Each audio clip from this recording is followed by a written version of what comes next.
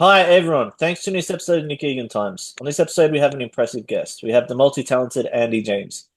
Andy's latest album, Let Me See Your Heart, showcases Andy's love for jazz with fresh takes on timeless classics, including a captivating rendition of Billy Joel's New York State of Mind. Andy's brilliant journey began as an internationally acclaimed flamenco dancer performing across the globe before shifting into the world of jazz. Andy is also working on an exciting and tremendous new upcoming flamenco vocal project that includes legends like Carlos Santana. Welcome to the multi-talented Andy James. Thanks for coming on the podcast. Thank you. All right, let's jump straight into it. Tell me about your life growing up and I guess how you got into it and everything's transpired.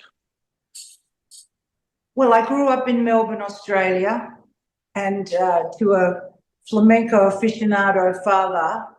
He just loved flamenco, and a jazz singing mother. And I started singing with my mother when I was a little girl. And I actually loved the beats and the rhythms of flamenco. My father used to play flamenco all the time around the breakfast table first thing in the morning and all day. And my mother used to play jazz, so I started flamenco dancing as well. And I started doing lessons in flamenco in Australia. And then I eventually moved to Spain and worked with a lot of the great flamenco dancers in Spain, guitarists such as Paco de Lucia and Ramon Jimenez and Rafael Amargo and Antonio Canales, their dancers. So I lived in Madrid for a long, long time, 20 years. And then I gave up dancing, didn't want to have a heat pad and a bucket of ice anymore. So I moved to America and went back to my first love, which is jazz singing. Okay, wonderful. Tell me about your new album, Let Me See Your Heart, and tell me about the classic that you've done, New York State of Mind. I've actually seen it and listened to it. It's incredible how it's done and how it's been put together.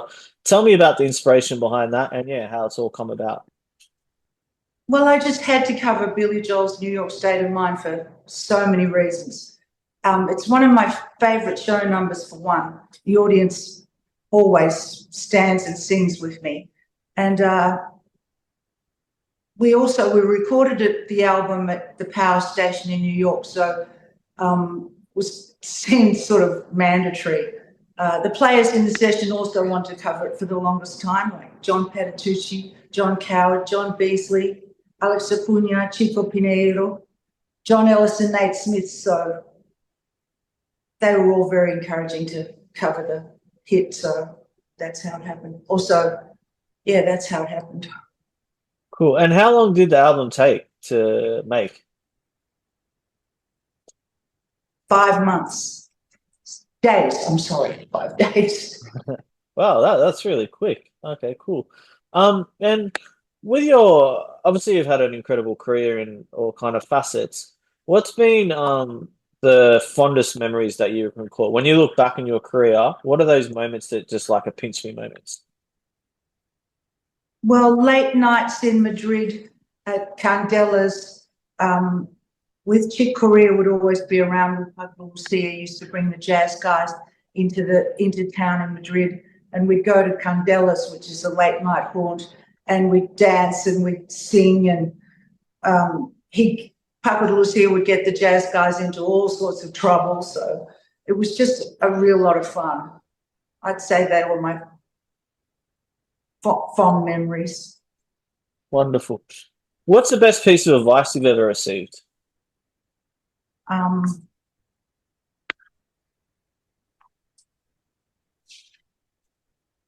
just to work for to be able to get the audience to actually get it, the audience to actually feel what you're trying to portray rather than just trying to please a record company or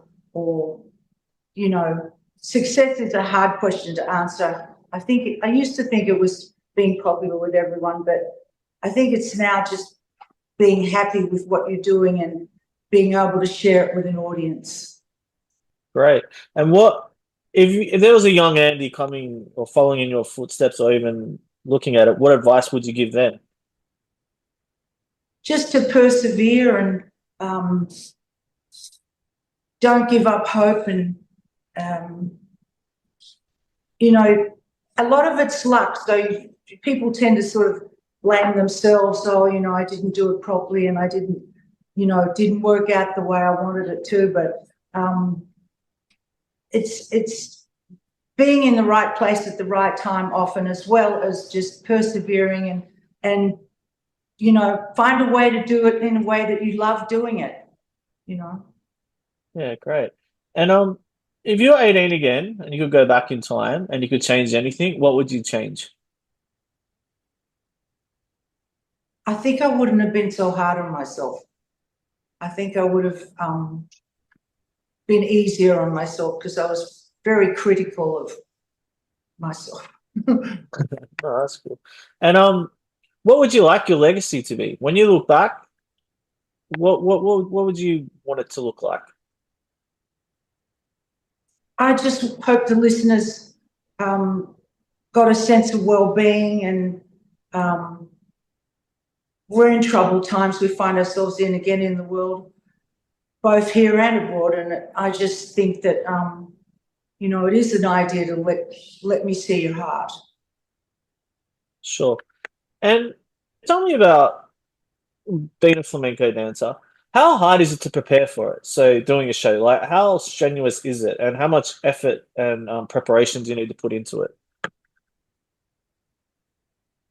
It's pretty strenuous. Yeah, it's a lot of, it's hard on your limbs, it's hard on your back, it's hard on your legs. But it's very exciting, and you get kind of high from all that strenuous activity. I think athletes, it's an athletic kind of art. So yeah, but I was always sore. And what do you enjoy most about it, or what was the passion that really brought it out from you that you really thoroughly enjoyed it the most? Oh, the rhythms, definitely the rhythms and the beats, and the guitar and the singing. The singers is very soulful, very meaningful, and the guitars convey an awful lot of emotion. So, and that with the rhythms, it's just the whole thing. Wonderful. And you've traveled the world and obviously done shows everywhere. Where are some of the best places you've performed? In Spain, definitely.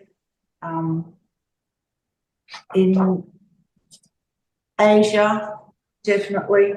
In Rome, Paris, and America's great too. I love lots of places in America. So, yeah. Incredible. Andy, thank you for coming on the podcast. I do appreciate it. Thanks for your time. It's amazing what you've done in your career and obviously what you're doing, obviously, with your new album. And yeah, thanks for coming on.